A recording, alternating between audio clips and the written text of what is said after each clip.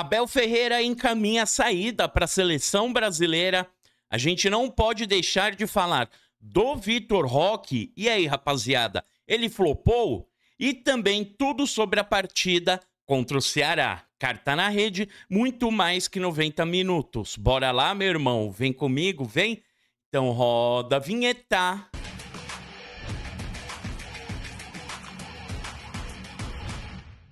Dale, dale, dale, dale, porcada. Como vocês estão, rapaziada? Eu tô muito bem e é com muita palestrinidade que a gente vem para mais um vídeo. Rapaziada, muito obrigado aqui pela sua presença. Você acaba de chegar no seu Jornal Alviverde, onde eu chego com a info, com a notícia. Você vem aqui com o seu like no seu primeiro Jornal Alviverde do dia. Se curtir, não esquece de ir pro celular e clicar no botão hypar. E se puder, seja membro também. Bora, rapaziada, vamos começar aqui falando por cima da partida. Palmeiras enfrentou o Ceará lá no Castelão, aquele campo horrível. Isso daí eu bato muito na tecla, porque muita gente critica o Allianz Parque. E jogar num estádio, num gramado horrível, parece que tá tudo bem.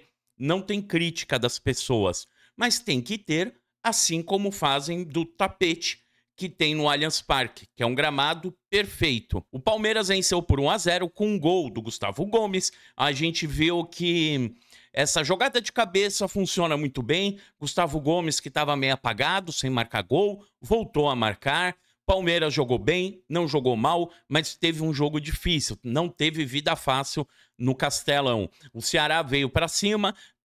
Tiveram alguns momentos que o Ceará apertou o Palmeiras, não deixou o Palmeiras jogar, mas mesmo assim o Palmeiras conseguiu impor o seu jogo. Lembrando, uma partida de 180 minutos não dá para sair de peito aberto, como se fosse o último jogo do ano. Não pode e o Abel não vai fazer isso, é certeza. A gente sabe que faltou um pouco ainda de qualidade para o time do Palmeiras, mas o Palmeiras derrubou mais um tabu. Time que não perdia em 2025, no Castelão, dentro de casa, perdeu para o Palmeiras. Assim como foi contra o Fortaleza, Internacional, o Palmeiras só derruba tabu. Então, no geral, é uma vitória muito importante, uma vitória gigante que o Palmeiras fez. Logo após a partida, o Abel fala sobre isso, fala como é difícil jogar lá e também em questão de temperatura, a gente sabe que isso detona o jogador. Ainda mais quando você vem de sequências, grandes vitórias, jogando, cara, em outro país e retornando para o seu país para jogar já outro campeonato. Palmeiras joga Libertadores, joga Campeonato Brasileiro e de repente já começa a Copa do Brasil. E isso é um ponto que eu levanto porque tem que ser assinalado.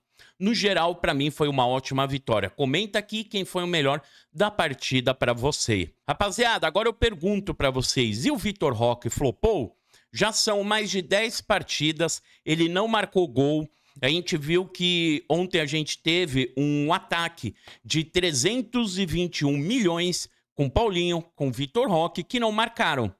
Paulinho que chegou aí há pouco tempo, né, que começou a jogar, tal, depois da lesão, e o Vitor Roque que já tem mais de um mês, tá vindo desde o Campeonato Paulista jogando, começou no jogo contra o São Paulo, jogou as finais, jogou na Bolívia também Libertadores, jogou contra o Cerro, jogou um monte de partida.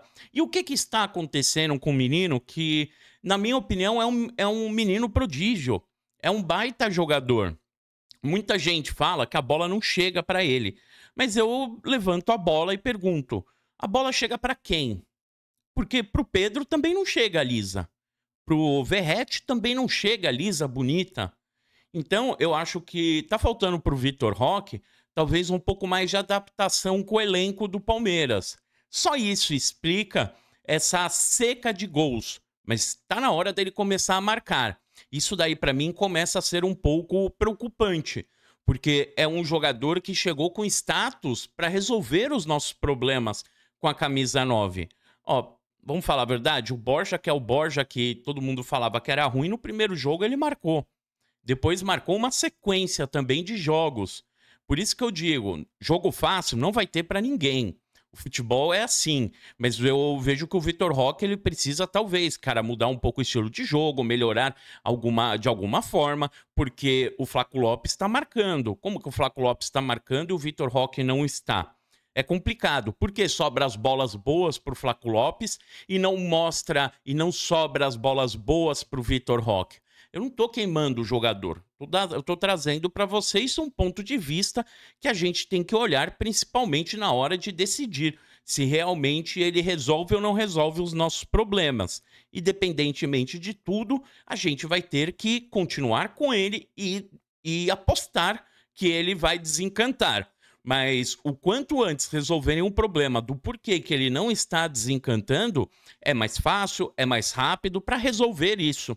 Comenta aqui que eu quero saber a opinião de vocês. Rapaziada, agora falar sobre o Abel Ferreira. Eu vou trazer 2 vídeos aqui.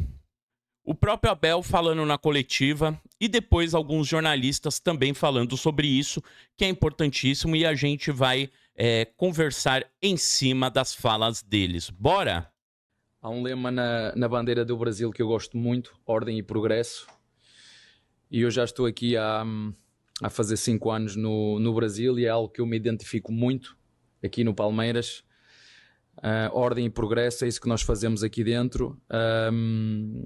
Claro que é uma honra ver o teu nome associado a uma das melhores seleções do mundo, mas eu acho que também é claro e sabido para todos.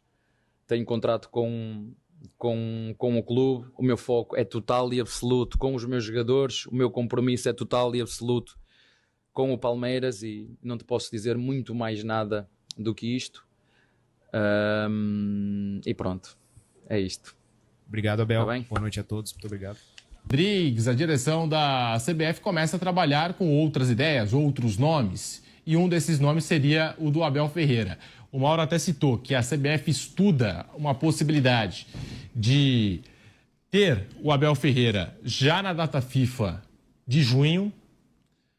O Abel Ferreira comanda a seleção brasileira nos 2 jogos das eliminatórias, depois viaja para os Estados Unidos, comanda o Palmeiras no Mundial de Clubes, esse novo formato prometido pela FIFA da Copa do Mundo de Clubes, que você confere aqui na Jovem Pan. E após a participação do Palmeiras na Copa do Mundo de Clubes, aí ele assumiria em definitivo o comando técnico da seleção brasileira. Se vai conseguir convencer o Abel, aí é outra história.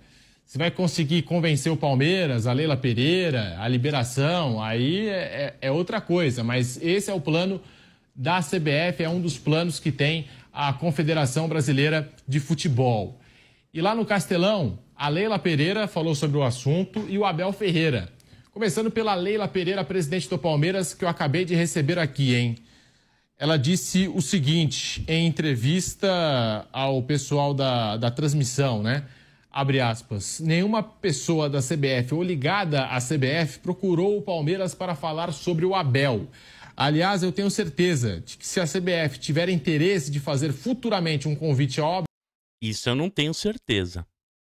Vou falar a verdade. O presidente Edinaldo vai me telefonar antes de qualquer movimentação. E a Leila ainda pontua aqui, ó. O Abel é técnico do Palmeiras, tem contrato conosco até o fim do ano e todos sabem do meu desejo de renovar com ele até o fim do meu mandato como presidente do clube em 2027. Estamos em um momento importante da temporada, com o Mundial de Clubes se aproximando e a nossa comissão técnica está totalmente focada no Palmeiras e no nosso objetivo de conquistar vitórias e títulos, fecha aspas. Portanto, aqui o posicionamento... Aí, eu vou pegar algumas informações aí que eu consegui coletar de ontem para hoje sobre isso, que eu assinalei, rapaziada. A Leila, ela fala que o desejo dela é ter o Abel Ferreira até aí 2027, que é o mandato dela.